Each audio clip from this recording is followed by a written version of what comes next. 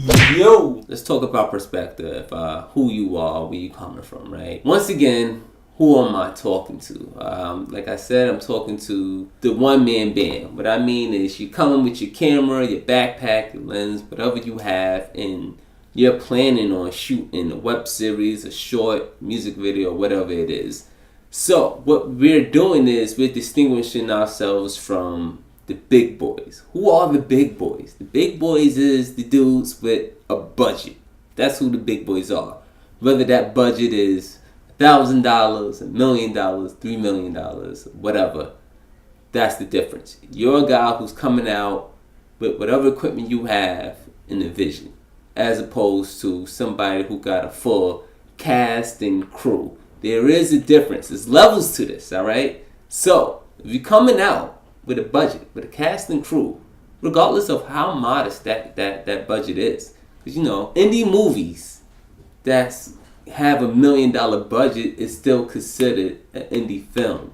And you're thinking that, yo, if I got $1 million, then, you know, I'm shooting some blockbuster, something like that. And that's not true, man. That's just not what it is, man. Back in the day when Star Wars was coming out, man, it was considered an indie film. So just because you're doing something on a budget don't mean that you're doing it all by yourself, all right? So back to what I'm saying before I start going into circles, man. I'm figuring you're just that one guy, right? When I say there's levels to this, what I mean is when you have a budget, when you got a cast, when you got a crew, when you got a grip, and when you have all these fellas and ladies and they come together to create a vision, what you have is something that you don't have when you're by yourself. And that is help, all right? When I say you don't have help, what I mean is you don't have the boom guy. You don't have the sound guy, all right? You don't have a cinematographer. You don't have a videographer. You don't have the person who's keeping everybody on script. You don't have a producer. You're not just the director, and the only thing you have to worry about is the vision. You don't have a cast who came prepared. You don't have somebody who's catering just to craft and services. All those, you just don't have it. You don't have none of that. You're just a guy out here, and if somebody get hungry, you like, look, man, I got 50 cents. Let's go to the store. Let's figure this out. That's who you are. That's who I'm figuring I'm speaking to. Know what I mean? The little guys, all right? It's nothing wrong with being a little guy. Just be efficient. Just be skilled, all right? So that brings us all the way back to getting this recorder. Why is this recorder so important? A separate source of audio. Now that we're talking about the importance of this recorder, what I'm saying is you want to get the recorder because you get better sound. Now, that goes without saying. But how, Corey, right? Now, because you don't have help, you don't have a boom guy. And this is pretty much what I was trying to get to, all right? And it's real simple. The structure, the formula to catching good audio is real simple.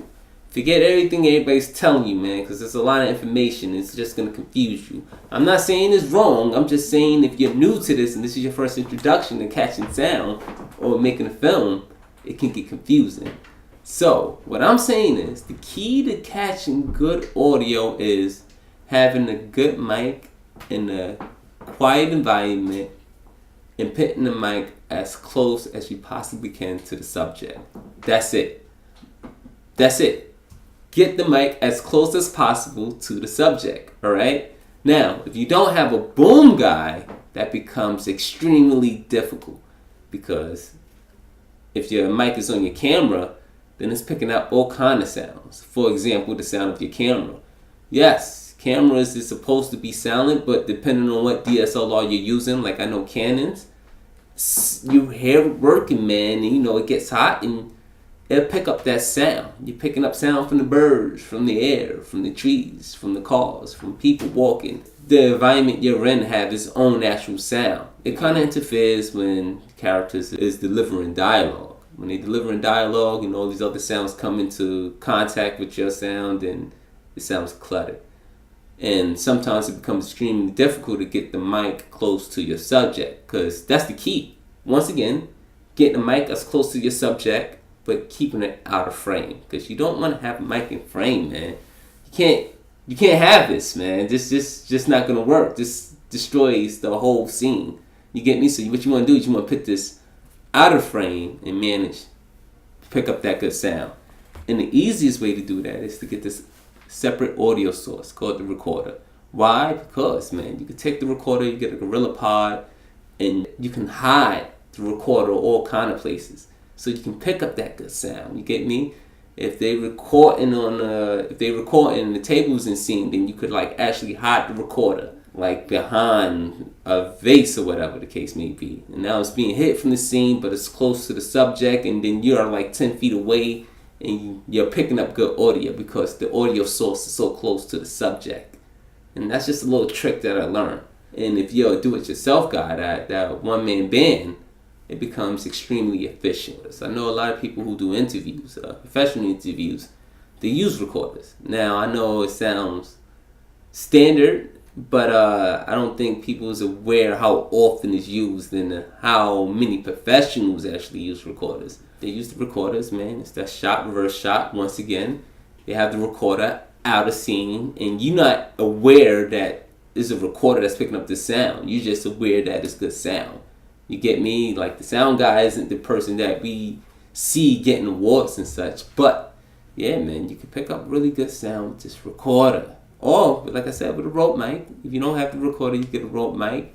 But if you have a mic and you have your mic attached to your camera, what you want to do is you want to get an extension cord, an extension cable. You get me? And actually link that up to your camera, and then drag that wire with the mic and hide that in your scenes. But then that give you an extra obstacle in terms of now you gotta hide the wire too and keep that out of your scene.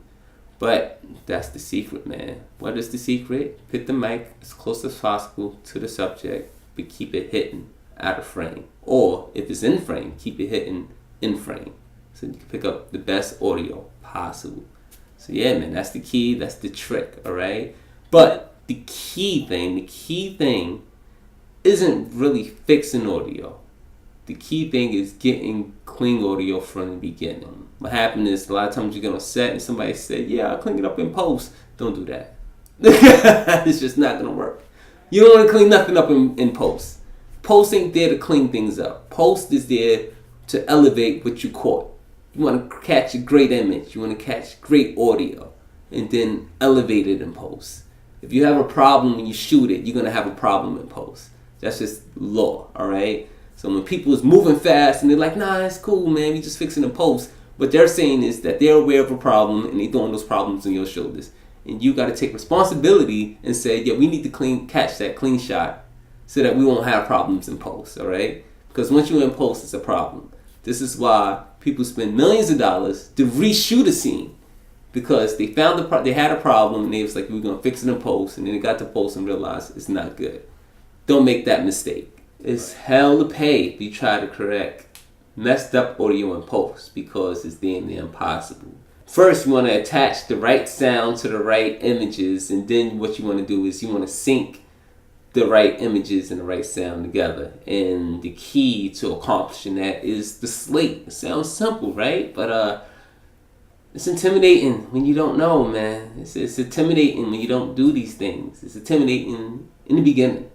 So what you want to do is you want to understand these things on a small scale, so that when you get to the big scale, you can understand things.